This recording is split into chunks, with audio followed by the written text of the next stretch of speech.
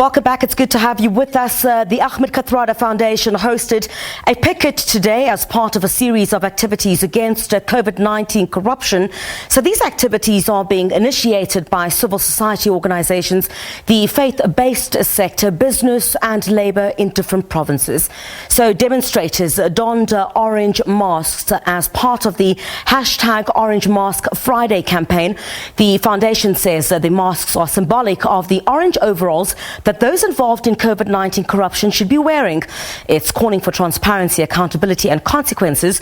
Dr. Ashok Chandika is chairman of the Active Citizens Movement and joins me now. Doc, a very good evening to you. Thanks indeed for your time. So this is part of a series of demonstrations, I understand. What are you hoping to achieve? Good evening and thanks for having me. I'm actually an EXCO member. Mr. Ben Madokwe is our chairman. But coming to the campaign itself, quite rightly, as you say in your introduction, this is part of a greater campaign of the orange overall, the year of orange overalls, which the prisoners use. And what we are trying to signify with the orange masks is it brings the COVID reality into play. People have been through 6 or 7 months of COVID lockdown, and in this time, they've had to use a mask. And what better way to identify with this campaign than to use an orange mask and bring it out into the fore. And particularly we refer to the COVID-19 corruption in terms of PPE and other looting that took place.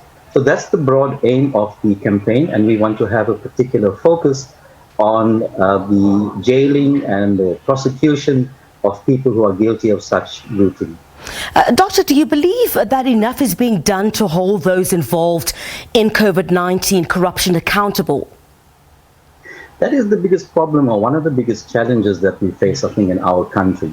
We seem to be wanting to do every other thing other than what works. And one of the things that we need to do is approach consequence management with much more will and vigor. And for that is going to require the law enforcement agencies. We have some good agencies, we have some good laws, we have some good structures, we have some good institutions which may have been affected and hollowed out and may lack some capacity.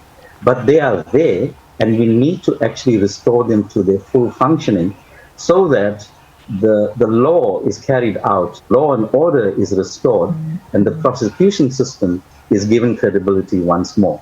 If that is done, then I think society will be feeling restored and have more faith in the system that people who've been stealing from the poorest of the poor are actually brought to book. We want to see people go to jail. Those who have been guilty of stealing hundreds and hundreds of millions of rands, which actually should be diverted towards the health services, towards the poor, towards relief efforts, towards food, towards PPE.